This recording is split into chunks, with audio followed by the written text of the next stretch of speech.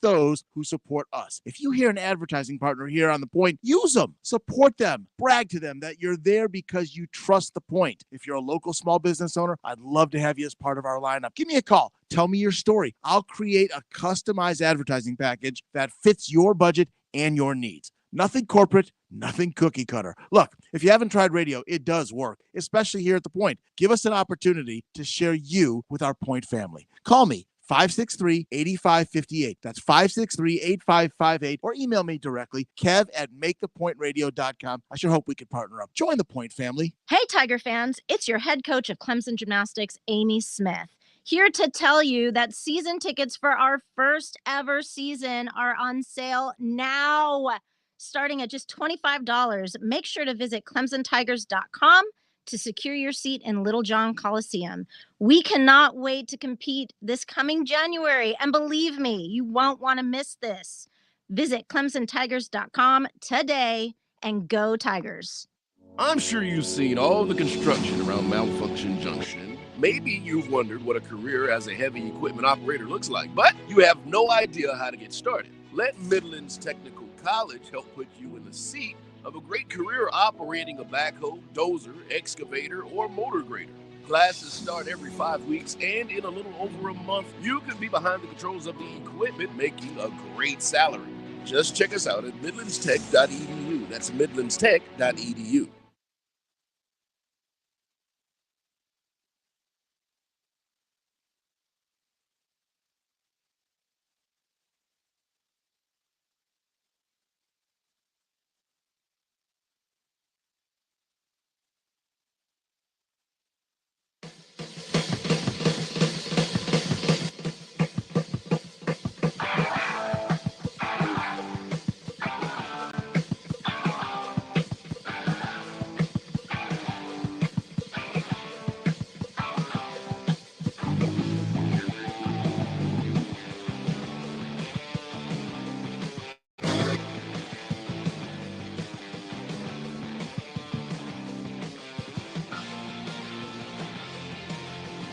All right, welcome back, everybody. Sports Talk Media Network from here in Nashville, from over in Charleston, and over in up in Fountain Inn tonight. Chris Bergen making his way over to Clemson tomorrow to be with the Tigers. We'll have that totally covered for you on the show. Of course, South Carolina doesn't get here until Thursday, but we brought you a little Shane Beamer nonetheless. We appreciate Coach Beamer coming on with us tonight. He's great about that. We invite, and he will accept whenever he has the opportunity to do so. So we're greatly indebted to Shane Beamer for sharing time with us here on Sports Talk tonight. And again, going into year 3 with the Gamecocks, guys, he's got a chance to do some special things. Schedule's difficult, but I think the overall talent level is improved. The size of their offensive linemen, they have improved that. Have they improved on the talent and the quality? Time will tell on that, but they're not where Georgia is by any means, but they can beat Mississippi State. I don't know if they can beat Tennessee in Knoxville. Again, great respect for Tennessee, great respect for Joe Milton and what that program is doing now. Forget all the shenanigans that happened last week with the $8 million fine and all that kind of stuff. I'm talking about what Josh Heupel is doing in building this program. In fact, last night, it popped up on one of the ESPN channels, but they were replaying the Orange Bowl, and I watched the first quarter again. And I mean, just watching Tennessee go about its business offensively is impressive. They make you play on defense. They make you play their way, which is extremely, extremely fast. And he has installed that there, and he is pushing forward with it, and I think that's a credit to what they're doing. But after that, I mean, I really like, based on where we stand right now with everything that we know, and things can change, but a closing slate of Florida, Missouri, and Texas A&M, Mizzou and Texas A&M on the road, Jacksonville State, Vandy, Kentucky, and Clemson at home for the entire month of November. That stacks up to be quite favorable for the Gamecocks. So 5 of their last 7 games will be at home, and every one of those teams, based on last season, well, if you base it on last season, you wouldn't say Florida, but people are down on Florida. people don't think Florida's going to be that great. So let's use that mindset. I mean, 5 home games that are certainly winnable. Missouri is always a winnable game if you play decent football. Texas A&M, again, out there, they've never played well out at College Station. Jimbo Fisher, Bobby Petrino working together. That could be magic or that could be a disaster. We'll see. Egos have to be put aside, and they have to unify and do something for the team and for the program. We'll see if they're able to do so. By the time USC gets out there, A&M may be flying extremely high, and they may be averaging 40, 45 points a game, or they might be a dumpster fire like they were last year. Time will tell. But the latter part of the season gives South Carolina a chance to roll, I think, Chris, and have a strong finish and go into postseason play with a lot of momentum.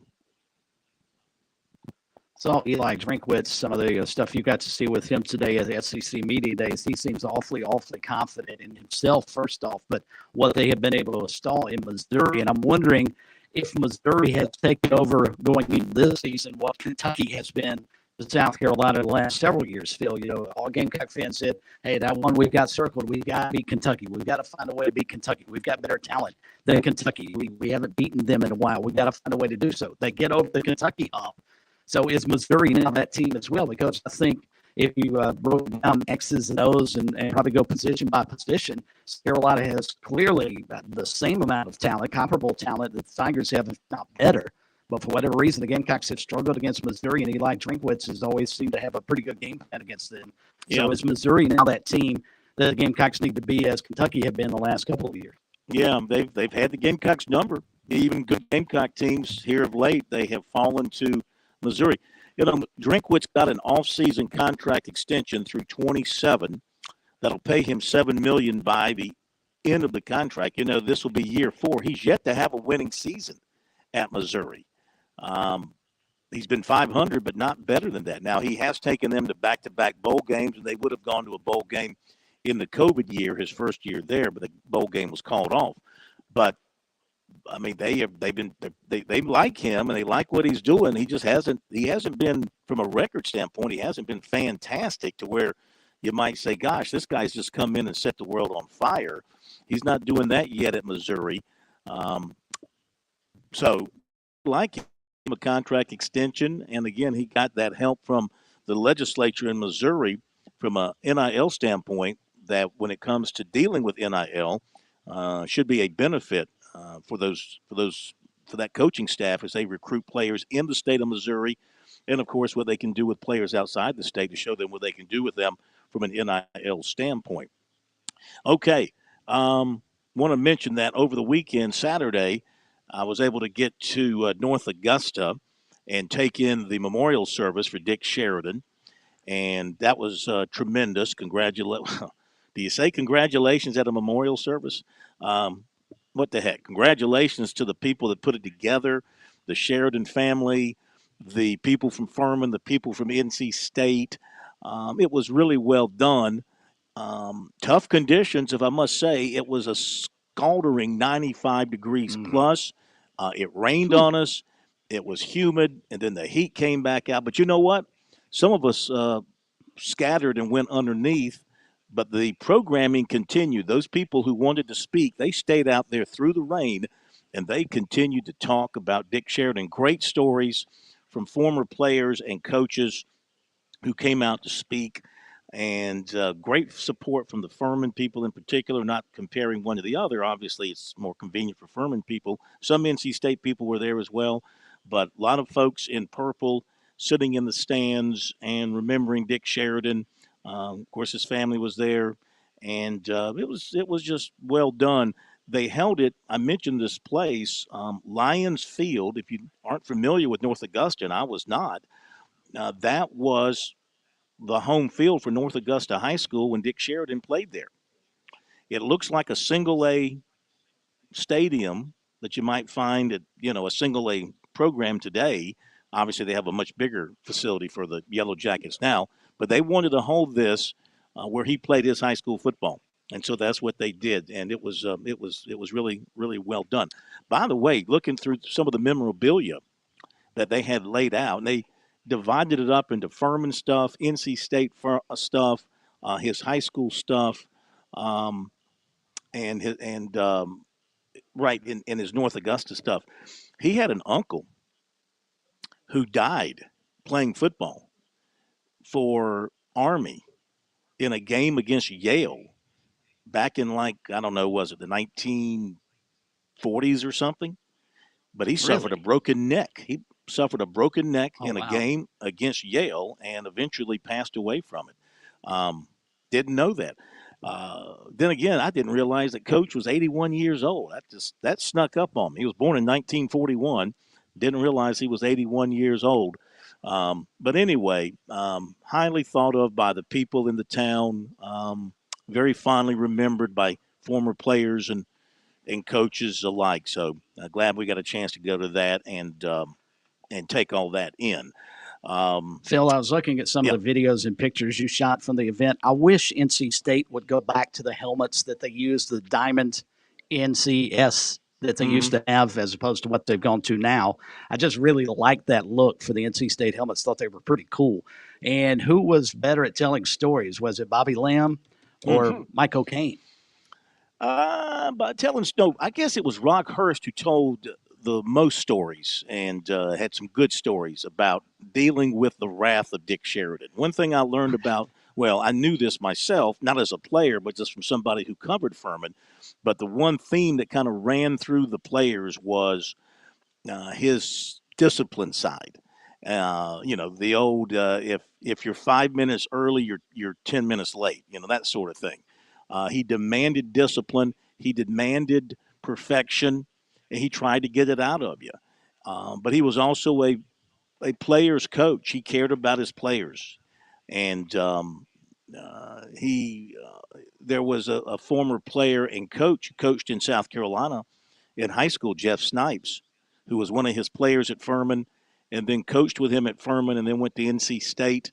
And they were very close. And I think it was Rock Hurst that told the story that the only time he ever saw Coach Sheridan cry was at the funeral for Jeff Snipes, who passed away a few years ago from cancer, much too young.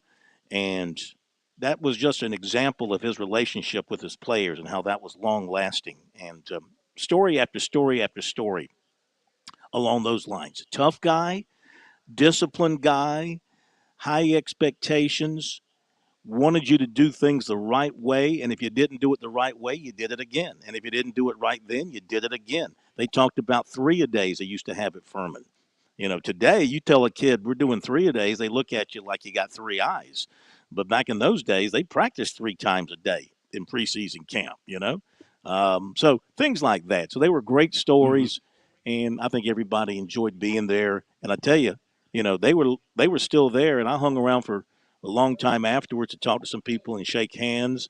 I saw the great Al Daniel was there, former Furman basketball star. He was there. Saw him. Saw Coach Johnny Roscoe. He was there. Saw Tommy Moody, the Swami. Monty Dutton was there. I'm just throwing some names out at you. Oh, Eric Hyman was there. Came in from Fort Worth. Former Furman player, and I think he was an assistant coach there before he got into administration. Of course, the former AD at South Carolina. So I could go on and on. Jimmy Neal. Oh, Bobby Johnson. I want to mention this. Bobby Johnson was there, and I guess I can say this because he says it himself. He looks great. If you know Bobby Johnson, he's always looked older than he is because he's had that gray hair like Bobby Crimmins. And he looks physically good, but he'll tell you, he has a hard time putting words together. He is dealing with some things from that standpoint, and he'll try to tell you, he'll explain to you, hey, I'm sorry, I'm having a hard time putting these words together right now. So he's dealing with that situation for him, and we certainly wish him the best as he goes through that. Okay, we need to go to a break, and we'll come back. Smitty, any plans on having any more coaches with us, or have they gone inside for their program?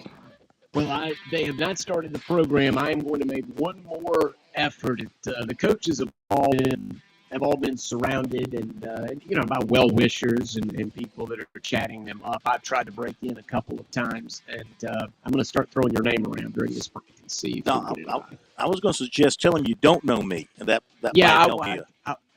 okay. Chris Yeah. Bergen. I'll tell them I'm Yeah. Chris Bergen, and come sit with me for a moment. That'll do it. That'll do it. Charity Okay, advice. we'll be right back.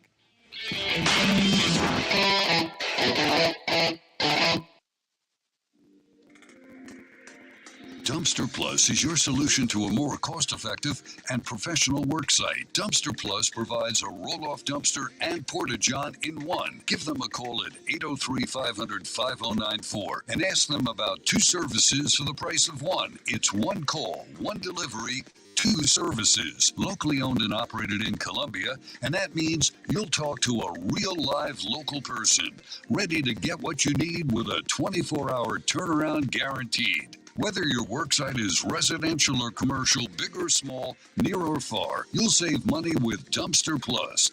Waste management solutions never look so good. Call Dumpster Plus at 803-500-5094. That's 803-500-5094 for Dumpster Plus.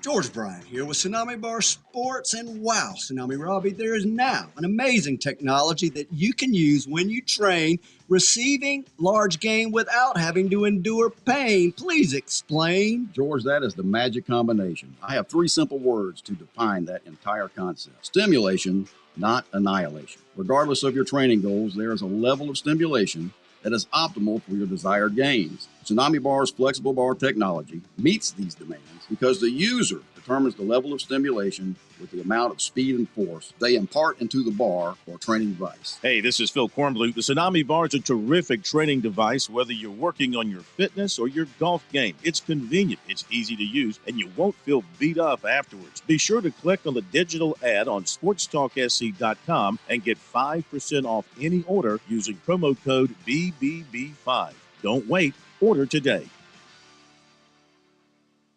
Summer weather has arrived in South Carolina, and you know what that means. Sweet, tasty South Carolina peaches are hitting shelves near you. Most people tend to think of Georgia as the peach state, but South Carolina is the East Coast's top producing peach state, so we know a thing or two about a great tasting peach. The next time you're in the grocery store or local farmer's market, keep an eye out for those sweet, tasty, certified SC peaches. Discover more about the tastier peach state at scpeach.org. Have you turned on the fun? Try Cash Pop from the South Carolina Education Lottery. Pick one number from 1 to 15, win up to $2,500. Or play all 15 numbers, and you're guaranteed to win. Play twice a day to double your fun. It really is that easy. Visit sceducationlottery.com to get the details. Cash Pop. It's the light of the party.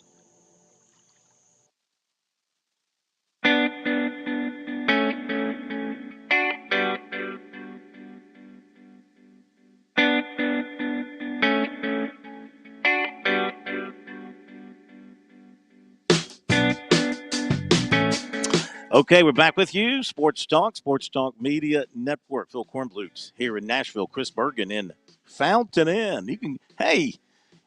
You can go visit Delvin while you're in Fountain Inn there. I could. There, Chris. I've always wondered where Delvin lives here in Fountain Inn. I'd like to be able to zero in on him. Yeah.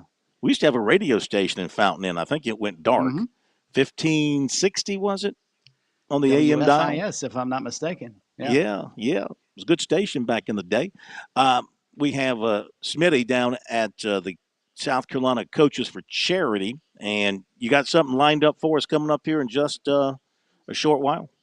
I do. I am trying to pry the new head coach for the Citadel Bulldogs, Maurice Drayton, here in his hometown away. He's doing some television interviews right now, and I am motioning toward him. I'm trying to photobomb the TV interviews to get them to cut it short. Excellent. And get Coach Drayton over here for just a minute. Smart move. Why don't you take that banner behind you and walk behind the TV interview and hold that banner up and just sort of shake it? Yes. Yes. Hey, everybody knows what this means. Sports Talk Media Network. We've had a couple of our listeners come by and speak to me and give me some and say it's great that we're here. And that is something if you review where we are. Obviously, we've got Chris who'll be covering things from Clemson tomorrow. You're in Nashville right now. I'll be in Charlotte next week. Tonight, we're in Charleston. We are really covering the state tonight. That is what we try to do. Coach Drayton coming to sit with us here. All right, you're good. You got about 6 minutes. So you guys All right, get at it there. I'm going to make you walk a tour. If you don't do it well, Smitty, I'm going to make you walk a tour. I got you. Well, it's going to be easy with Maurice Drayton. And there is no better story of coach and job than what you have right now. Maurice Drayton is the head coach at the Citadel. I mean, look where we are. We are in a great event. You're rubbing elbows with all these other coaches, and this is your hometown, right? You got the job that you wanted. This is a great marriage, right? Maurice Drayton and the Citadel. Yes, it's definitely a great marriage. Since we entered the gates in August of 1994, we fond of this place and fell in love with it. We're in love with the Low Country, so we're very excited to be home, and even more excited to be at this program, this great event. Anytime the opportunity to give back and to share, it's a good thing. Coach, why come back to college? You were on that NFL track. You can stay there, continue to move up, but instead you take and the Citadel's special. This is not anything like an NFL job, right? These are different kind. It's going to be recruiting in a different way and handling coaching duties in a different way. Why come back to college, and why the special situation of the Citadel? Well, you're absolutely correct. My personal motto is lifting as I climb, and we felt as if we had a skill set where we would be able to come back home to the place that we love and pour into the community, pour into the school, and reach young men and bring them to the next level in life, not just sports, but in life, molding men for tomorrow. Well, Coach, what's it going to look like? Well, the Citadel famously, I mean, it's wishbone, it's triple option. You have this background that is so varied. You've seen everything. What do you do at the Citadel offensively? Well, we're very excited to continue in our roots. Our roots is triple option. Now, we will have a different flair. We'll have different formations. We have a passing element. That's what everybody wants to know. So there's the passing element. But at the end of the day, our roots are our DNA is triple option. All right. Now, how do you recruit to that? Because now you're in front of high school players. Do you look at things differently, almost like, okay, that's a defensive back that maybe could be a wing back for us, or it's a wide receiver at this level, but maybe could be a quarterback for us? How do you deal with the talent and the recruiting and the approach? Well, it's quite frankly, it's easy. We look for qualities in young men that the good Lord has given them that we can't coach, such as length, such as speed, and then they have to have toughness. So those are three qualities that they have to have. And last but not least, have a football IQ. Once they have a portion of what I just named, we can fit them into various positions. And this is Coach Maurice Drayton, new head coach with the Citadel. You've coached in Indianapolis. You've coached in Las Vegas. You've coached in Green Bay. What was and is the homecoming like when you're around Charleston, you're eating around Charleston, you're seeing people, you're on campus at the Citadel that know who you are, that you chose this. You chose to come back and roll your sleeves up and deal with the Citadel football. What's the homecoming like, I guess, from a personal standpoint? What kind of reception are you getting? Well, truthfully, it's as if I never left.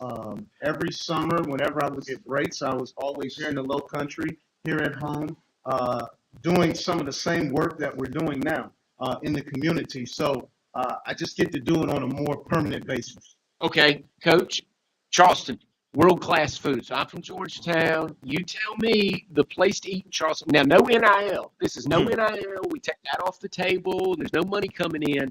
When you get home, where do you go eat? So, first of all, let me say this. My father is from Georgetown. Oh, yeah, okay. 834 Duke Street, corner of Duke and North. Exactly. But to be honest with you, it's only one place to eat when I come home, and it's to put my feet under my mama's kitchen table. Okay. Okay. All right. Well, then there's no NIL coming from there, is there? Exactly, not at all. All right. Well, Coach, congratulations on getting the job, and we look forward to a lot of time spent with you. Go have some fun rubbing elbows with these other coaches, and thank you so much for being here and being a part of this event. All right, thank you very much. Appreciate it. Great There's job, Maurice Smitty. Drayton from the Citadel, and like I said, you can feel it, right? You can feel it when he talks about the Citadel, and he mentioned toughness. And looking and watching at Citadel football for a long time, that's a place you got to stick your nose in it, right? Or you can't play football there. No question. Great job. Great interview. And Chris, I mean, he's going to be a winner at the Citadel. He's got the personality. He knows the deal there. He can attract players. He's put a great staff together. I don't see them doing anything but succeeding at the Citadel.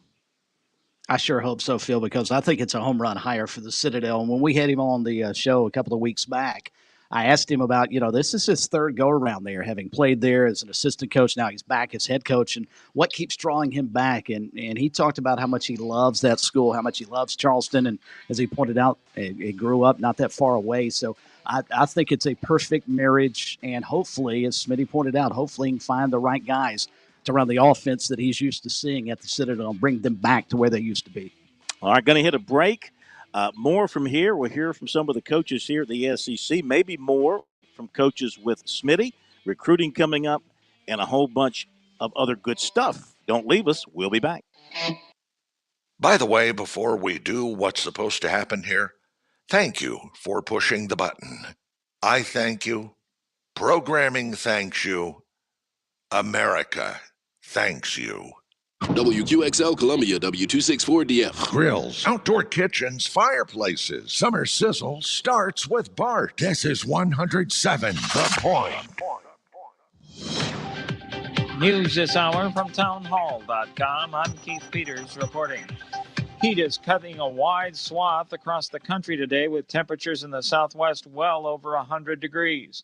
National Weather Service meteorologist Josh Weiss says we've been having record-breaking temperatures and they will continue. We're looking at high temperatures that will be in the 110s across the parts of the desert southwest through the middle of the week, and then high temperatures above 100 degrees that will be stretching as far east as Texas, Louisiana, and even maybe Mississippi by the end of the week. The thermometer at Death Valley, California registered 134 degrees today.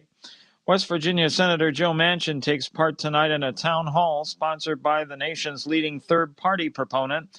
Capitol Hill correspondent Bob Agnew reports. Manchin continues to stoke speculation he'll run for president as a third-party candidate by speaking at a New Hampshire event sponsored by the group No Labels. Democrats worry a Manchin bid could deal a double whammy to his party, drawing support away from President Biden in the presidential hunt and leaving his West Virginia Senate seat even more vulnerable to being flipped by Republicans. Bob Agnew reporting. Salem Media Group, parent company of Town Hall, is mourning the loss of one of its co-founders, Stu Epperson Sr., at the age of 86. Mr. Epperson, along with his brother-in-law, Edward Atzinger, founded Salem and grew a network of Christian and news talk-themed radio stations across the country. Mr. Epperson died of leukemia. An Iowa judge temporarily blocked the state's new ban on most abortions after about 6 weeks of pregnancy, days after Governor Kim Reynolds signed the measure into law. The judge's decision on Monday means abortion is once again legal in Iowa up to 20 weeks of pregnancy, while the courts assess the new law's constitutionality. On Wall Street, the Dow up by 76 points. More on these stories at townhall.com. Attention, your money is now controlled by the U.S. government. Picture a world where your every purchase is monitored, tracked, and controlled by those in power to suppress the freedoms of those they see fit. Hi, my name is Jason Hansen. I'm a former CIA officer and New York Times bestselling author. And right now, I've become very focused on the impending rollout of the central bank digital currency. This is not a work of fiction. It's a terrifying reality looming on the horizon. But there is a bit of good news. I've partnered with Advantage Gold to offer you a solution. They are specialists in converting your traditional assets, like those inside an IRA or 401k, into tangible assets such as physical gold and silver. Don't allow your money to be controlled. Claim your free gold protection kit from Advantage Gold. Call 800-900-8000. 800-900-8000. That's 800-900-8000. Advantage Gold is not an investment advisor or a tax advisor. Call 800-900-8000. More mercenaries from Russia's Wagner military contractor have rolled into Belarus, continuing their relocation to the ex-Soviet nation. We hear more on this developing story from correspondent Charles de Ledesma, reporting from London. A Belarusian activist group that monitors troop movements in Belarus says a convoy of about 20 vehicles carrying Russian flags and Wagner insignia entered the country on Monday, heading toward a field camp that the authorities have offered to the company. The group adds it was the third Wagner convoy entering the country since last week. Belarusian President Alexander Lukashenko, who brokered a deal that ended last month's rebellion launched by Wagner chief Yevgeny Prigozhin, has said that his country's military could benefit from the mercenaries' combat experience. I'm Charles de Ledesma. News and analysis at townhall.com. I'm Keith Peters reporting. On Point Weather is made possible by our friends at Palmetto Citizens Federal Credit Union on 107 The Point. Here is tonight's forecast. Clear this evening with a low of 72. Days of intense heat. 97 the high for tomorrow, a mix of sun and clouds. By Wednesday and Thursday, 98 is our high. We'll have a heat index over 105 each of the next few days. It's important to stay well hydrated if you're going to be working outside. I'm Kevin Cohen with your On Point local weather. WQXL Columbia, W264DF. Grills, outdoor kitchens, fireplaces. Summer sizzle starts with Bart. This is 107 The Point. Ooh, I like when you press that one.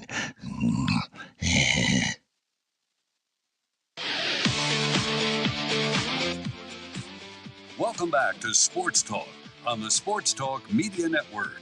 You can reach the guys with the South Carolina Education Lottery lucky number, 888-898-2525. That's 888-898-2525. Now back to Phil, Chris, and Pat with the second hour of Sports Talk on the Sports Talk Media Network. All right, we're back with you, Sports Talk on the Sports Talk Media Network. Phil Kornblut in Nashville. Day one of SCC Media Days is over.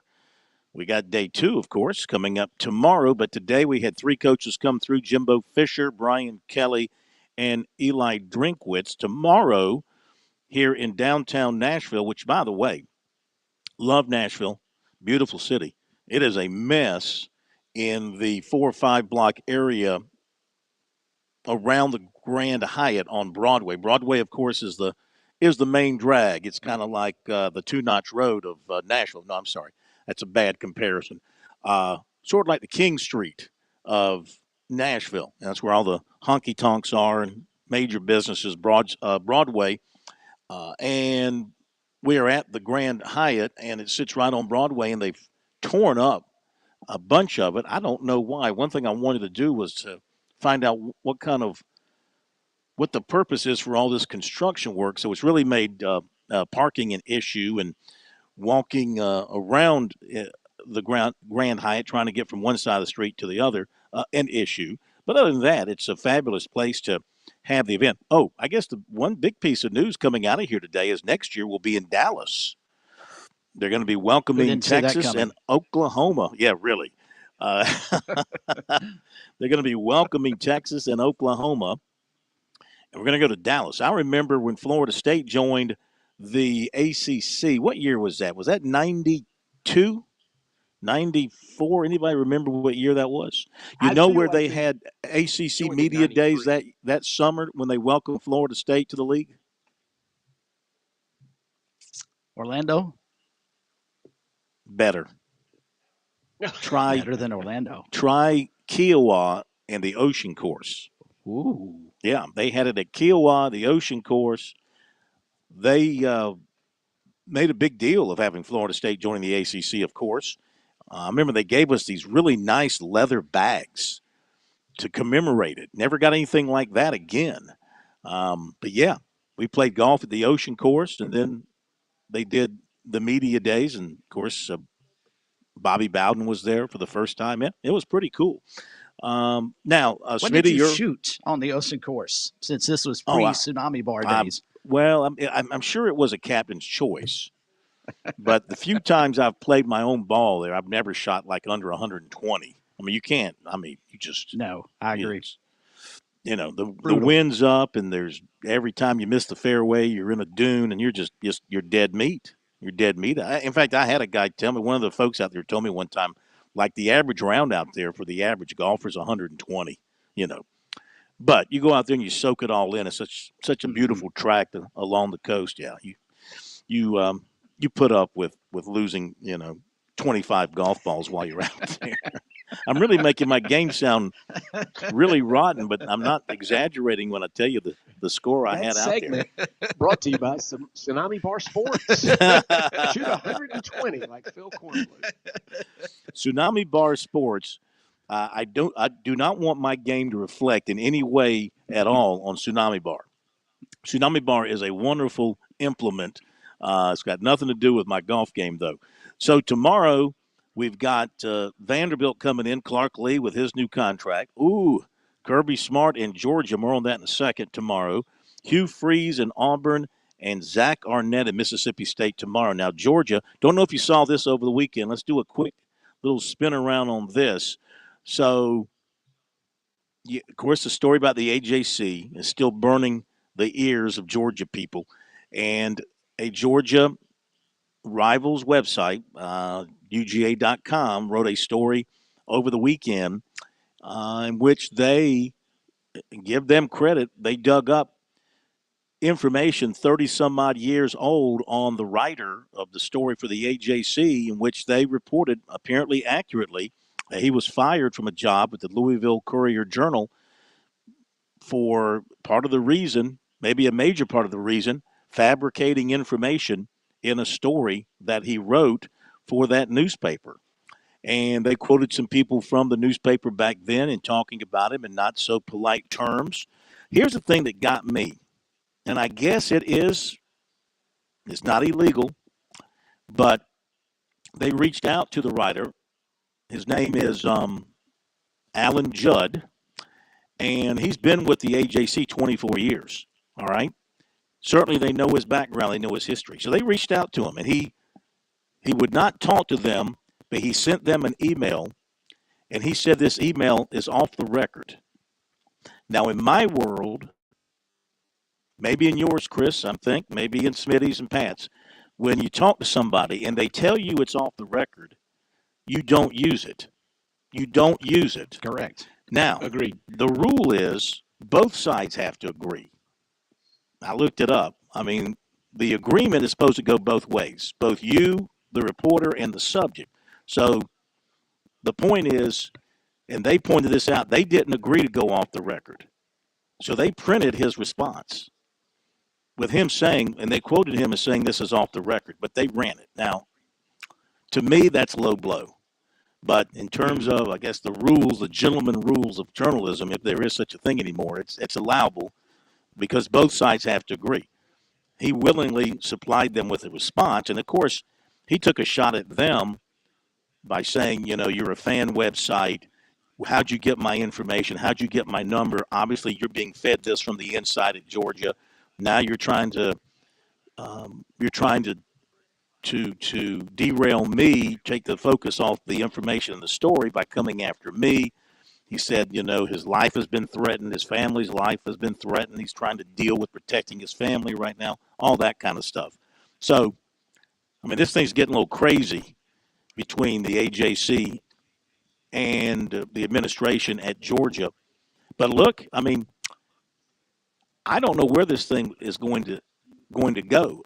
If Georgia is absolutely correct with their information that this is false and these things were made up, if they are 100%, they've got that tied down, then by all means, you do what you do to defend yourself, your program, your reputation. But I would think that the AJC had vetted this writer 20-some-odd years ago. And especially, guys, my thinking is both the writer and the AJC, knowing what had happened to him at Louisville, they would be very careful with a story like this to make sure everything had been checked out and that all the most important information was all factual, nothing had been fabricated, because of the very fact that this had happened before. So you would think they would have been doubly careful in this case to make sure everything checked out. Smitty, go ahead. Corn, I could not agree more with that sentiment. As you mentioned, so I wasn't aware of his background having been fired in doing part of the fabrication. I'm a little surprised that the HAC hired him after that, because the problem is this, right? Because if you're going to be an investigative journalist, you have to be above reproach. You can't ever be. You cannot have anybody accuse you of, well, this quote is bad, or that quote was off the record, or this is misaligned with this information that I have. You can't have it. And if you're going to go to war with the University of Georgia inside the state of Georgia, you better check all your boxes. So I'm surprised that this, and again, I don't know anything about Alan Judd, the writer, but I'm surprised the AJC, as you pointed out, Phil, this is the assignment you give someone who has a history of at the very least, he has been accused of this in the past, of fabrication. Then you're going to give Georgia so much ammunition just by putting his name on the byline. That, to me, is a surprise. If you're going to go to – there's a line from the great TV show The Wire. If you come at the king, you best not miss. If you're going after Kirby Smart inside the state of Georgia, you better check all of your boxes, cross all your T's, and do it again before you come after Kirby Smart inside that state. Chris, what you got? I couldn't disagree with anything you guys both said, because I think it's accurate. First off, Alan Judd, if that's the case, when he was at Louisville, you would have hoped that the Atlanta Journal-Constitution would realize the impact. And Phil, you talked about this last week. They double and triple checked, you would think, all of his sources, all of his facts before they even began to publish this. Maybe you take his – I understand the right to have a story like this with your byline, but knowing the impact here, maybe it would have been better to pass this along. I don't know how it works in the newspaper business, but maybe not having his name on the byline would have been the appropriate way to attack this from the Atlanta Journal-Constitution. But I will say this, just playing devil's advocate for a moment. I did find it funny that the report that came out over the weekend just happens to come from a Georgia Rivals site. It's not from another newspaper in Atlanta. It's not from another, and I hate to use the term, but you get it, a credible news outlet. It's a fanboy website. And they decided, and this is obviously a hit piece to try and discredit what he said about the Georgia football program and what's going on under Kirby Smart. Even if they are, half correct, that some of that stuff he made up, how much of that do we believe hasn't happened over there at Georgia? Does it totally dismiss the 300 plus speeding tickets that they have gotten? The two people that were killed while allegedly racing after the national championship celebration. Some of this stuff is factual and is on the record, whether or not you believe Alan Judd or don't. And if he fabricated stuff, the AJC should fire him, because you can't fabricate stuff in our business. We have a hard enough time getting people to believe in credibility of the media. But I can't believe that even if he did make some of this stuff up, there's still plenty there. There's a lot of smoke going on with Georgia, and I just found it fascinating that it took one of their fanboy websites to attack him, to try and discredit him. So I look at it with a little. I take this with a little bit of grain of salt too, because of where the follow-up and the retribution, if you will, comes. Well, I have found the story, and here is the part where they reached out to Judd. They wrote that Judd did not answer his phone when called by UGAsports.com. Following an email inquiry sent to Judd and his direct editors, Judd responded and stated his comments were to be off the record. The website writes, it's important to note that on the record and off the record conversations are agreed upon between the reporter and subject, and UGAsports.com did not agree nor was seeking any off the record comments. So that's correct what they're saying. So with that rationale, they felt like they were in the clear to print his off the record comments. So here is what Judd wrote, quote, "The following is off the record. Something that happened 35 years ago during a rough period in my life has no bearing on anything today. The question you need to ask yourself is whether it is appropriate for a government agency, in this case UGA, to use public resources to try to dig up dirt on a journalist who has published uncomfortable but true stories about that government agency. He continued, obviously, this has been fed to you. Even my personal telephone number, which is known to a relatively small number of people at UGA, is your devotion to the dog so great that you want to try to destroy a person whose work over the past century has exposed atrocities in the state mental hospitals, saving countless lives, helped expose a cheating scandal in the Atlanta public schools that had life-altering detrimental effects on thousands of poor African American children, spurred legislative changes to protect children in the state's foster care system, and much more.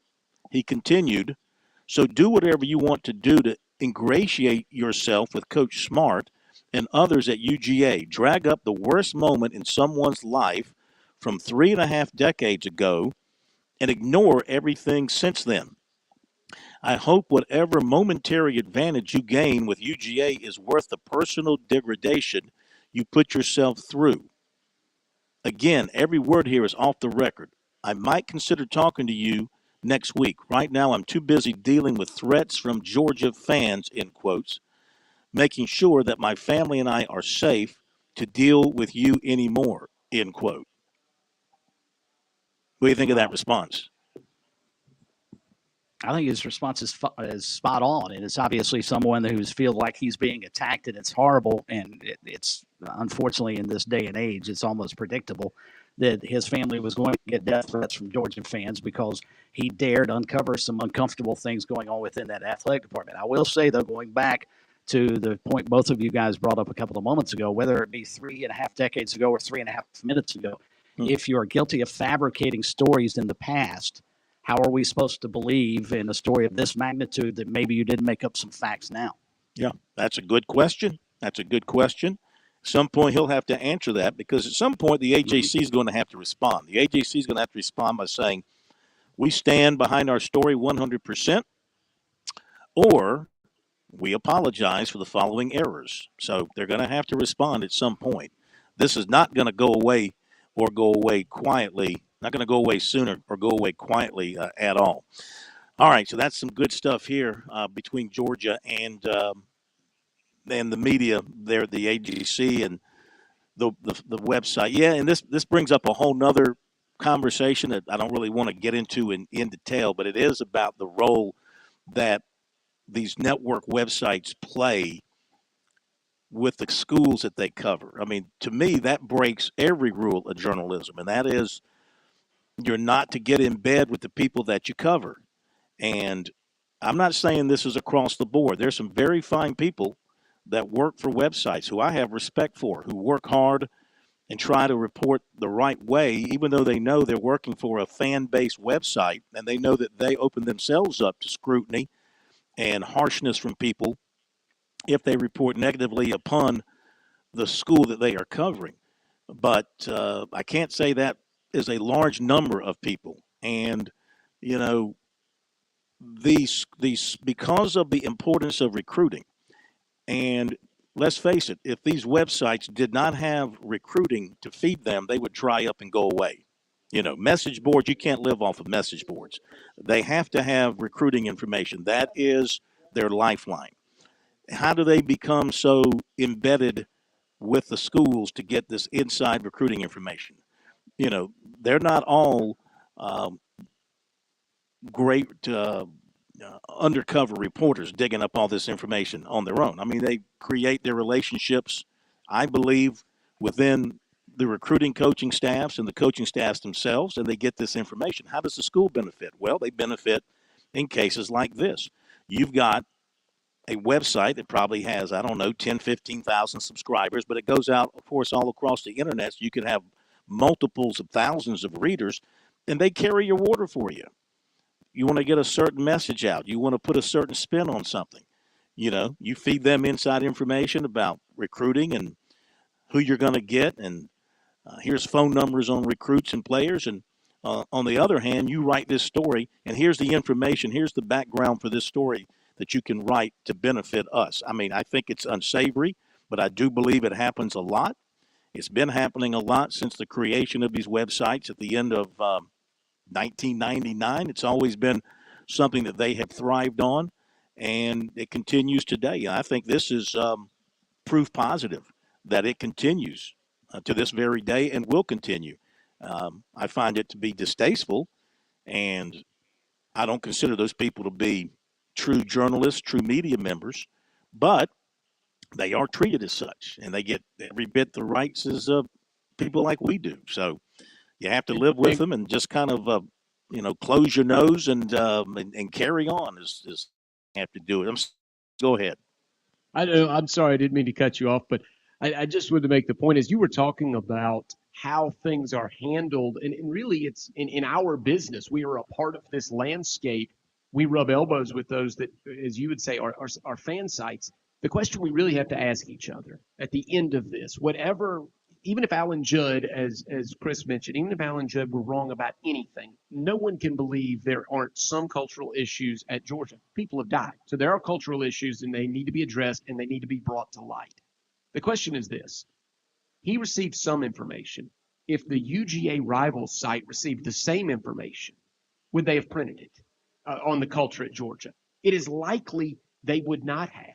How does that serve us, the public? What, in other words, if there were no AJC, what would we even be talking about? We'd just be talking about Georgia's recruiting ranking. That's all we'd have. We wouldn't have any of this information. So I think it's so important that we talk about this from time to time. I don't know whether the AJC's reporting was 100% accurate or not, but do we not see how important they are in the context of what we do? If it weren't for this particular story, we wouldn't have the conversation at all. We'd be talking about Georgia's left tackle. That's it. That's all we have. Which is what Georgia, the school, the program would prefer, as would any school, including those in our own backyard. Let's don't believe that they don't want nothing but positive spin put on their programs as well. So I think an independent media is the best media. I think a local independent media is the best media.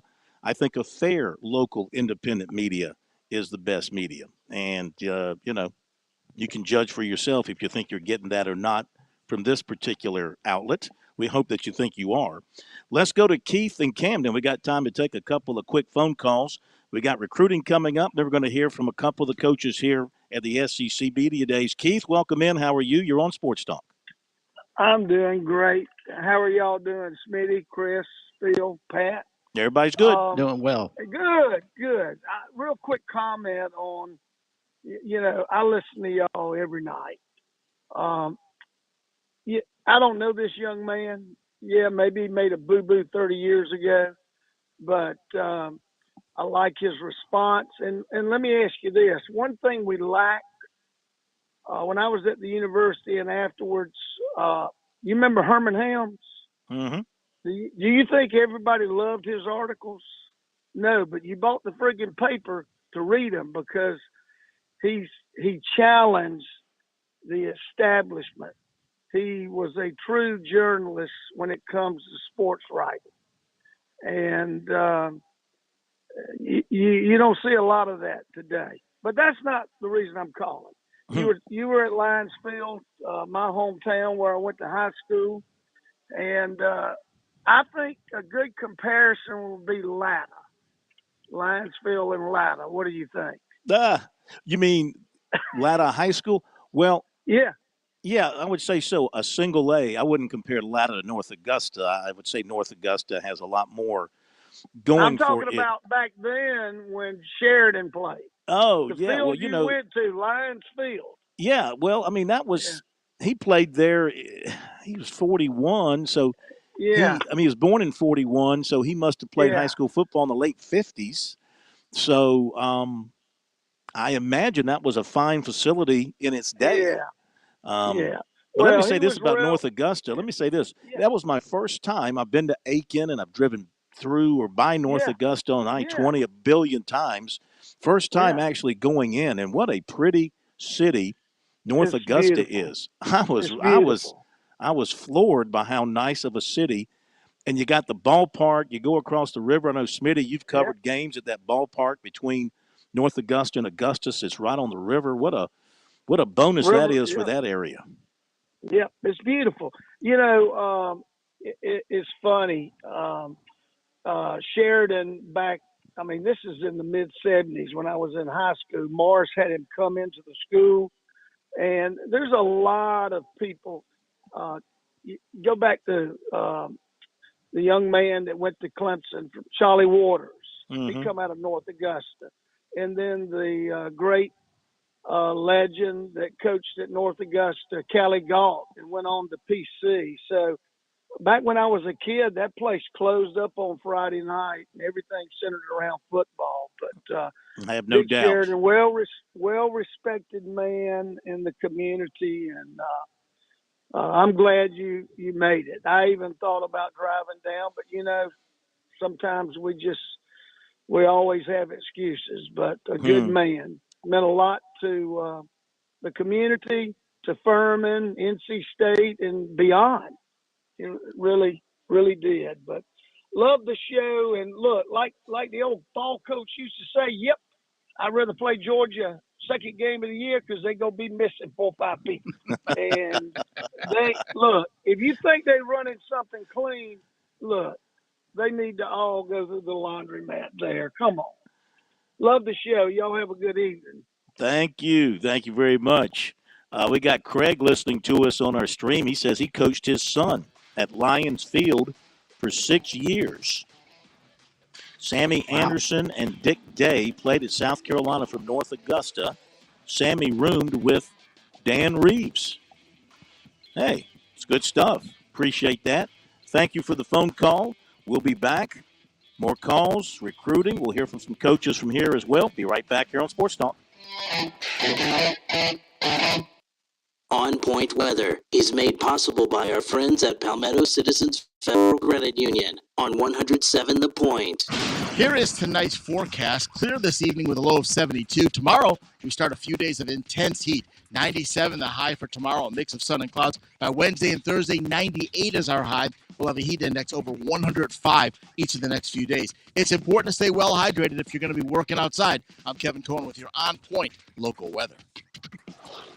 Hey, this is Paul Romanstein, proud owner of Midlands Landscape and Lawns. Is it time for a new lawn? You need to start with a smooth grade done right. Then a must is a new Rainbird irrigation system that comes complete with a 1-year warranty. We will then help you know what turf is right for your yard. Tiff Tough Bermuda is a great turf for full sun. Then let the pros maintain your whole property and keep your new grass green and healthy and weed-free. At Midlands Landscape and Lawns, we hate weeds. So that's why you can find us at hateweeds.com. hateweeds.com. With SRN News, I'm Keith Peters reporting a prosecutor is asking jurors to impose a death sentence on the gunman who killed 11 worshipers at a Pittsburgh synagogue, saying Robert Bowers targeted them because of their faith and has never once expressed remorse.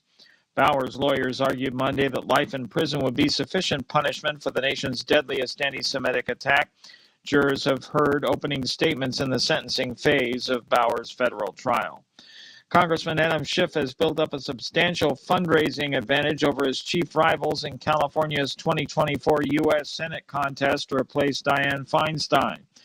Federal records show that Congressman has a nearly $30 million advantage in his campaign stockpile as of June 30th. On Wall Street, the Dow up by 76 points. The NASDAQ rose 131. More details at srnnews.com. Yeah, there's more than one kind of customer when it comes to Shooter's Choice. First, there's the customer who knows what's what, has a pretty good idea of what he or she likes. You're looking for a few things. First, a good selection. Yep, Shooter's Choice has a huge selection. Firearms, ammo, accessories, optics, even gun safes. You're looking for good and fair pricing. Oh yeah, Shooters has been around as your local stop forever because they treat you right. And how about customer service? Absolutely the best you'll find anywhere. The folks who work at Shooter's Choice are shooters and hunters just like you. They know their products, They can answer your question. And that brings me to the other type of customer, someone maybe more like me, no expert for sure, who wants to learn from the right people. I don't need some big box store guy who works in the shoe department half a week, sporting goods the other half. I need the experts at Shooter's Choice who will treat me right, answer my questions as simple as they might be. They'll make my experience excellent. Online, it's shooterschoicesc.com or visit them in person on Sunset Boulevard in West Columbia. Make it your first choice, your best choice. Make it Shooter's Choice. Dave Ramsey here. Do you want your money to work for you rather than you working for your money? Go see my friends at Palmetto Citizens Federal Credit Union. They're not a mega bank and have been serving the Midlands since 1936, offering good old-fashioned customer service and free services. They'll look out for your financial well-being. With 14 locations, check them out today at palmettocitizens.org. Federally insured by the NCUA. COVID impacted all of us. In the manufactured home industry, prices increased significantly. Manufacturers limited floor plans and cut options. At Lexington Discount Homes, we battled through it, and now things are much better. Homes are much more affordable, and we've got a huge selection. So if you're ready for a beautiful manufactured home, visit Lexington Discount Homes at 1847 Augusta Highway. We'll give you superior customer service from start until the day that you move in. Visit us online at lexingtondiscounthomes.com or give us a call at 951-1900. Are you getting a tax refund? You've been waiting to put those new hardwood floors in? Or is it that luxury vinyl plank that's so hot right now? It's time to call the flooring department. Stretch your dollars here. The flooring department doesn't have a huge multi-million-dollar showroom to pay for. They keep your prices down and your quality up. Look, we all buy from the same manufacturers, so why pay more? Online at theflooringdepartment.com or call 951-3567. That's 951-FLOR. Hey, honey, I know you're taking some meds for cholesterol. I was reading that if you're on these medicines, you should also be taking some CoQ10. Actually, our pharmacist mentioned that to me already. He called me the other day, and we went through each of our medications together. Really? He called you? Yeah, he asked if I was having any side effects, recommended supplements that could help me, and let me know the risk of mixing certain drugs. Wow. I'm happy to know that True Pharmacy is thinking about us. True Pharmacy, 1628 Charleston Highway, 3217 Divine Street, or visit truerxsc.com.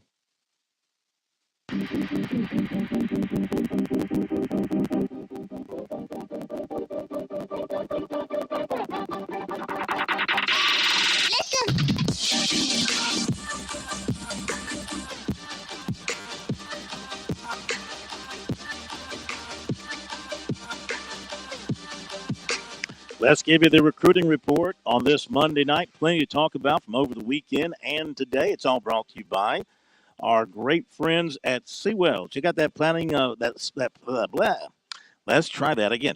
Take two. Welcome back into Sports Talk, and it's this is live. This is not on tape. Take three.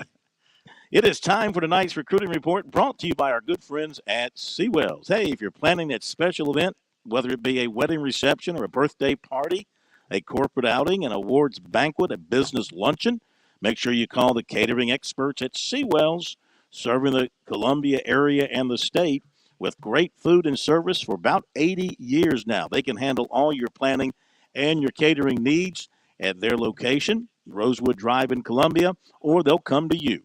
Just give them a phone call, 803-771-7385. Online, you can check out menu options there at SeawellsCateringSC.com. And don't forget the daily luncheon buffet rolls on every day this week from 11 till 2 o'clock. So in recruiting, first of all, Saturday, Clemson picked up a quality prospect in cornerback Ashton Hampton, 6'2", 175 out of Tallahassee. And he picked the Tigers over the home-standing Seminoles. Also Arkansas, Florida, Miami, and LSU in the hunt. He was in that group of nearly 30 recruits who made their official visits to Clemson the first weekend in June. He followed that up with officials to Florida, Louisville, and Arkansas. He also visited Clemson for a junior day in late January. He can play both corner and safety and was recruited by schools for both positions. At Clemson, Mike Reed, the cornerbacks coach, did most of the recruiting, and that's probably where he'll start out at Clemson. He's also a good receiver, 35 catches, 696 yards, and 9 touchdowns as a junior. On defense, he had 48 tackles with 1 pick, and he broke up 8 passes.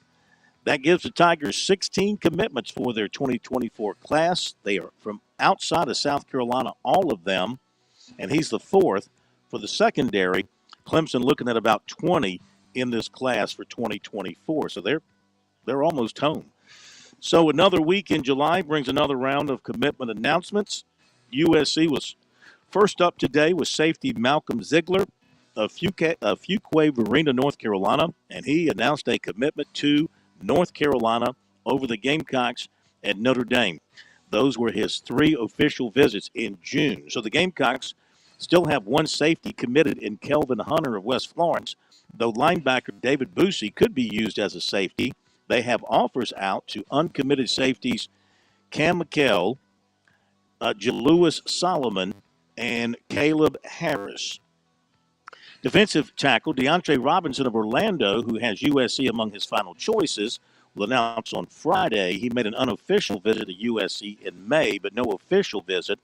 His officials were to Florida, Alabama, and Texas, and he has fall officials scheduled with Ohio State and LSU. So I'd say that looks like a long shot for the Gamecocks. Clemson target receiver Mike Matthews plans to announce on Wednesday, and the ever-growing feeling for him has been Tennessee. Clemson cornerback target Corian Gibson of Lancaster, Texas, will make his commitment announcement on Saturday, and his finalists are Clemson, Texas, Ohio State, TCU, and Alabama.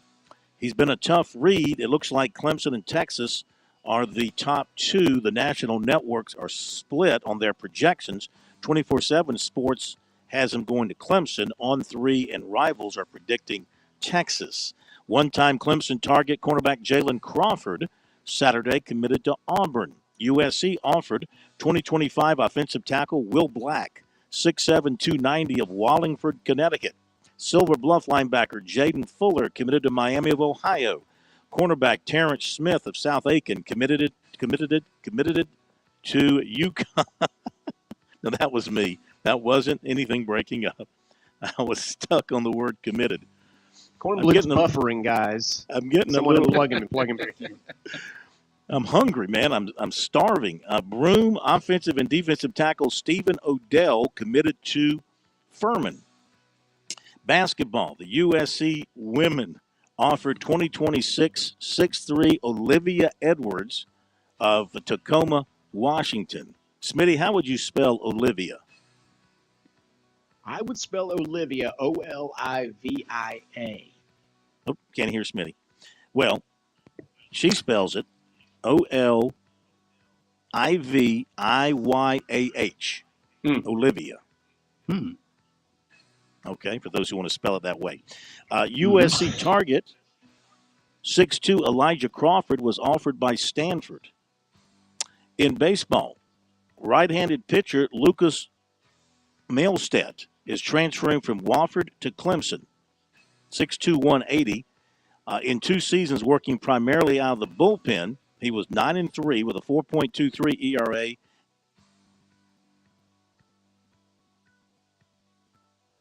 Uh-oh, guys. Looks like we may have, Phil, if you can hear me, look at me waving at you. We have lost you. I see you still talking on screen, though, but we cannot hear you. So that buffering looks like it might have been a real problem after all.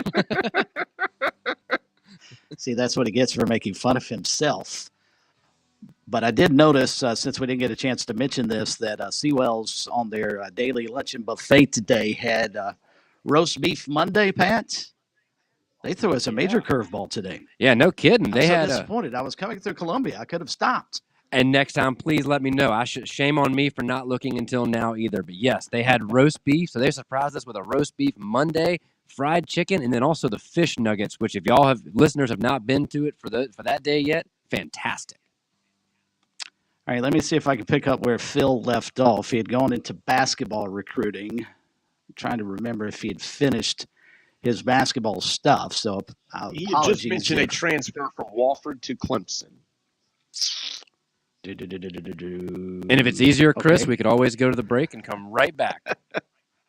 That could work as well. I'll tell you what, let's do that. Reconnect with Corn, or is Corn back? He's waving at us. All right, go to the break. He's still talking. There we go. We can finally hear corn once again. Yeah, I don't know what happened. When the thing drops sometimes, I don't realize that it dropped. All right, go to the break, and we'll pick back up where we left off. Sorry about that. Didn't realize that we had dropped. So we'll go to the break. We'll pick back up where we left off, and then we will move forward. Be back after this break.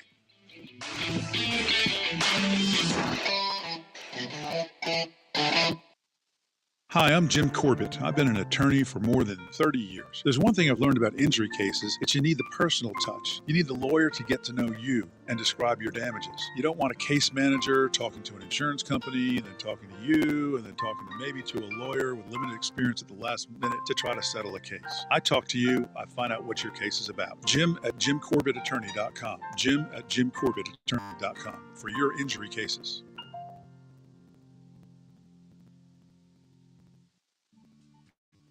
Major Billy Downer here from the Department of Natural Resources, and DNR is excited to announce the implementation of Go Outdoors SC, a new online licensing and boat titling system that you can access right from your phone. Through this new system, customers can purchase their hunting and fishing licenses, renew their boats, apply for lottery hunt opportunities, and complete electronic harvest reporting requirements. For more information, visit Go Outdoors SC at your local app store.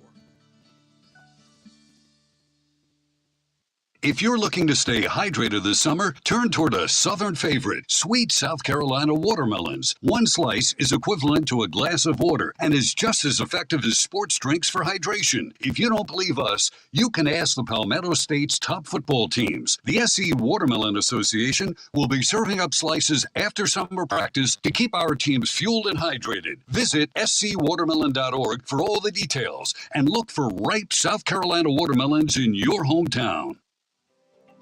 Hi, folks. This is Mike Morgan. I want to tell you about an exciting new product from my friends at Vision Air Solutions. Staying healthy in my line of work is so critical, and probably in yours as well. A large factor in all that is making sure we're breathing in healthy and safe air every day. That's where Vision Air Solutions comes in. They make sure your home has air purification for all the air pollution you can't see. Viruses, mold, bacteria, stale odors, cooking smells, and volatile organic compounds. They make sure your home is full of clean air and also offer HVAC duct cleaning and sanitation as well. Make sure you and your family are breathing clean air today by giving Vision Air Solutions a call today. 803-220-1811. That's 803-220-1811. Tell them Mike sent you.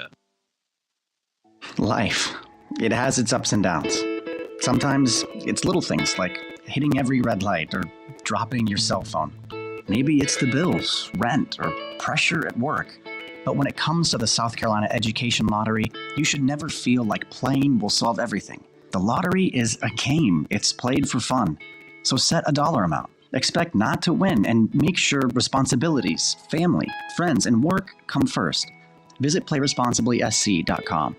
We've got rates worth bragging about. Founders Federal Credit Union is offering our 12-month certificate at a 5.04% annual percentage yield, or APY, and our 12-month IRA certificate at a 5.30% APY. Don't miss this opportunity. A $500 deposit is all it takes to make these great rates work for you. Rates accurate as of June 1st, 2023. Learn more at foundersfcu.com/dividend-rates. Terms, conditions, and restrictions apply. Membership qualification required. Federally insured by NCUA.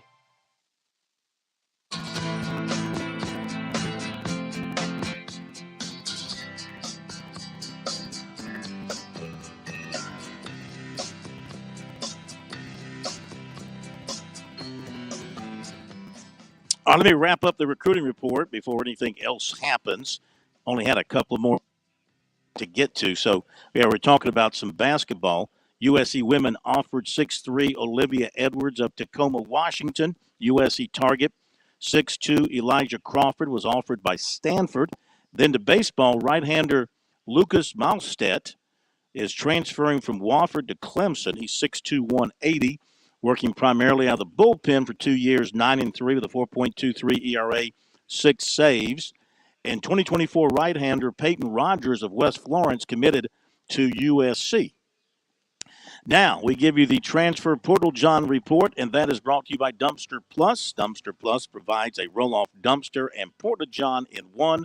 Give them a call, 803-500-5094. In the Porta-John, 3 Wake Forest baseball players are moving on. Outfielder Luke Costello to Miami, outfielder Adam Cecere to Penn State, and catcher Gio Cueto to Stetson. Florida infielder Derek Fabian announced he's headed to Auburn this fall. He hit over 290 in a limited role for the Gators this past season. And Ole Miss has picked up a major portal transfer, FAU third baseman Jackson Ross. He hit 345 with 14 homers and 58 RBIs for the Owls this past season. Ladies and gentlemen, that brings a conclusion to our recruiting report tonight. Now, Jimbo Fisher. Let's hear from Jimbo Fisher. Can't believe this is going to be like, what, year 6 for him, I think, at Texas A&M. He is making, of course, they gave him a new contract. He's still got 9 years to go in his contract that will end up paying him about $94 million if he survives the contract. With inflation, what is that really? Yeah, really. Be hard to live off of, but he'll manage. Okay, questions and answers for Jimbo Fisher, please. Here we go. Chris Farblin, KSOU 81 FM. Of course, you guys bringing in Bobby Petrino as an offensive coordinator, a lot of experience. He's worked at a lot of different places. I just want to know, entering this first season, what are the responsibilities lie between you and Bobby as far as between play calling, just running the offense? Well, I'm not going to get into all the dynamics in which we have, but Bobby takes it. He runs those rooms and does those rooms. We're all now, but I'm in offensive rooms. I'm in defensive rooms all the time as a head coach. You have to be because you get what's going on. But great respect. Like I say, Bobby's one of the best play callers, one of the best offensive minds that college football has for a long time, and quarterback guys. So he and I have a great respect, great work ethic, and it's been wonderful so far. And then I'm not going to get into from a schematic standpoint of what's going on or that part of it, but it's went very well, and we're very blessed to have him. Left side, front row. Schweitzer from Starcade Media. Coach, I'm told Texas is going to be following us here into the SEC, playing against you guys. Is that good for college football? I think it's great. I mean, it's one of the natural rivalries. It's one of the oldest rivalries. So it's a great rivalry. It has been for years. And I think it's great for, of course, the SEC, but I think it's great for college football in general. And it's great for A&M and Texas and the state of Texas for, your two significant universities to be right there going against each other each and every, hopefully every year, but however that schedule works out. But to get to play them again, I think it's great for everybody. Right side, front row. Hey, Coach. AP Stidham, AP and Kelly, as we see it, syndicated radio. Coach, what are 2 areas, offense, defense, and special teams, that you must improve to have a better team this year? Well, I think offensively, I think we got to protect the quarterback better. I think we got to have protection and being able to create pockets and things that he can do and establish the lines of scrimmage.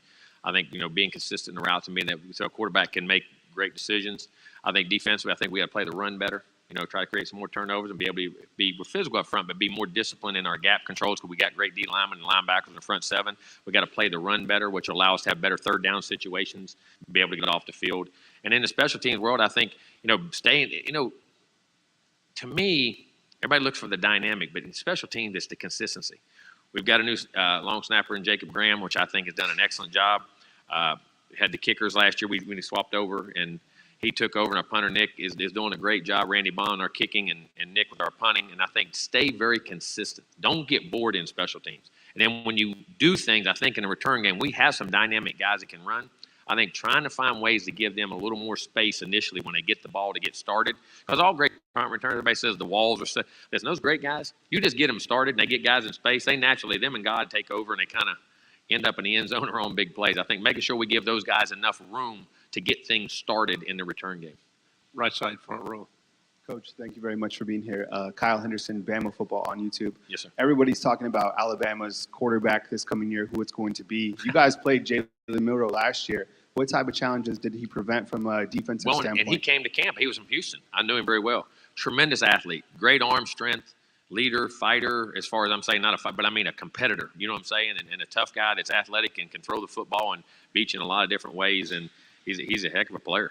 I mean, he really is. I mean, I couldn't imagine having a lot of finer athletes on the team than he is and what he does. And we played against him last year, made great decisions against us, tucked the ball a couple times, made some huge runs, and made the throws at the right time. And he's a very good player for them. Left side, second row. Kennedy Wright from CBS 42. Coach, is it appropriate to say there will be friendly competition between Evan Stewart and newly recruited Cameron Coleman? Well, I'm not allowed to talk about Cameron because he's not I'm not allowed to talk about guys that there aren't signs, so I can't get into that. But hopefully, about all of our guys. Listen, you as a coach, that's what you want in practice. You want tremendous competition in your players. The guys have to perform every day in practice to stay on the field because they're creating practice habits, which now allow them to create game habits and can perform under pressure. And all your great players, you want that depth. You want to be able to know that if I slip up a day, guy can take my job. That's great to have because it keeps you on your toes and what you have to do. And I think the best teams I've ever been a part of, our best weren't the games, it was practice, the competition within each position, the competition against offense and defense. And I think that is critical. And I think this is one of the times I think we have that right now in our organization. All right, some words from Jimbo Fisher. All of it's on our website, SportsTalkSC.com. Now let's go to Missouri coach Elijah Drinkwitz as he spoke in the electronic media room today here at SEC Media Days. We go to the questions and the answers, please. Coming into this, though, when you kind of start assessing this, a lot of people believe this will be something, obviously, that goes well into camp, maybe even into the first couple weeks of the season. When you start assessing this and start divvying out reps, what does this kind of look like for you once August starts with the quarterbacks? Yeah, the competition's been ongoing. I mean, every day is a competition. Who is things that we determine to be what is significant for determining the starting quarterback: toughness, leadership, decision-making, accuracy, and preparation. So, how do those guys every single day determine those things? How are they reflective in what they're bringing to the table? Quarterback competitions, there's going to be divided up reps. We're going to have specific ways that we get guys reps and challenge those guys. But the reality of it is the teammates are going to know who's the starting quarterback. It'll reveal itself pretty quickly. It's just there's got to be time and plays for that to occur. And it's going to be, Brady's going to go out there first, and he's going to have to get beat out. I mean, he's going to have to get beat out. It's not like he doesn't start in first. It's just that you can't rest on your laurels. You can't just sit there and anticipate that I can go and have 4 or 5 bad days and it will still be the starting quarterback. Like, we've got to complete the ball vertically down the field. We've got to create explosive plays in the pass game. We've got to be a smart, disciplined decision maker. And whoever does that consistently through the course of fall camp and maybe even into the first couple of games is going to be the guy. Right side, second row. Billy Jones, KCOU 88.1 FM, Columbia. Coach, I know you're a guy who respects the roll. You love a good cinnamon roll. As a Nashville native, got to recommend Slim and Huskies. Make a great cinnamon roll. Well, can you give me the heads up prior to? I mean, you think you got Slim a and couple Huskies? hours, right? Well, I mean, what time do you think they close? I know they're open for dinner. They are open for dinner. Yeah. Well, then, Cause, let's see if we can get Uber Eats. I'm a connoisseur of cinnamon rolls, and I will be more than happy to put that on Twitter, which one I think is good. Glad to hear it. I just wanted to ask. You had a question? Oh, hell. Okay. There we go. Can it be both? Recommendation and a question? It sure can. You and Kirby do a lot of similar stuff in terms of offensive philosophy. One thing he didn't feature as much as you did is that outside zone run. I'm curious, how much is that still going to stay in the offense as far as this year's concerned? Yeah, I think it'll stay in it. Front row on the left. AP Stidham, AP and Kelly, as we see it, syndicated radio. Coach, what are 2 areas in your offense, defense, and special teams that you must improve to have a better team? And what's in store for Luther Burden III this year? He had a pretty good year, I believe. Yeah, 2 for each area. 2 for each area. That's a heck of a lot of question in one question. Okay, defense, 4-point plays. Those are third downs in the red zone. We've got to improve. And then more turnovers. We got to create more turnovers. On the offensive side of the ball, we got to protect the quarterback and run the ball better, and we got to eliminate turnovers. Those 4 things combined would really change the outcomes of multiple games. On special teams, we got to be much better in our coverage units. There were multiple games where coverage units let us down, created explosive plays or scoring points for the other team. And then consistency on our punts. We were inconsistent in the ball placement and switching a field position. So that would be, offense, defense, and special teams. I think the next question was Luther Burden. Luthers needs to continue to take the next step. Obviously, we put a lot on him as a returner, as a guy with the ball in his hands and catching passes. We're moving him more of a slot wide receiver position, which will give him a new set of routes to run and new matchups. But he's still got to be consistent in returning punts and in being creative to get the ball in his hands. He's had an excellent offseason. He's really worked hard. His weight is great. His work ethic has been really good. So excited to see him take the next step in his development. Front row. Chris Farble in KCOU 88.1 FM in Columbia. Earlier in the month, Missouri passed some NIL laws that are pretty advantageous compared to the rest of the country. And Commissioner Sankey's been talking about, of course, about how different states have been having different policies. How do you feel these new NIL laws, how do you feel that Mizzou football can benefit from them? Yeah, I just want to reiterate how appreciative I am to Senator Rowden and Dean Blanchard, our House Speaker of the House, and Curtis Gregory and Governor Parsons, Lieutenant Governor Kehoe, Attorney General Bailey, all those guys who worked really hard, Dusty Schneiders, to come to NIL law that's I wouldn't say benefit the Missouri, benefit our student athletes. This is about providing an opportunity for our student athletes to have the best possible outcome they can have while playing college sports at our university and representing our university. And, I'm going to do my very best not to create any type of wave. So I'm not going to answer the rest of that question other than just to say I'm appreciative of what the state law is and how we're going to operate right now. And there could be a lot of things in the future that become, but right now, today, how we're operating, I'm very appreciative to the leadership of the University of Missouri and our government in giving Missouri student athletes an opportunity to benefit. All right, comments from Eli Drinkwitz. It's up on our website. Also, the comments of Brian Kelly from today. We'll be back tomorrow. Complete coverage of day 2. Chris will be at Clemson. Smitty will be relaxing somewhere in the sunshine. Thank you, guys. Great job. Have a great night, everybody. We'll see you tomorrow.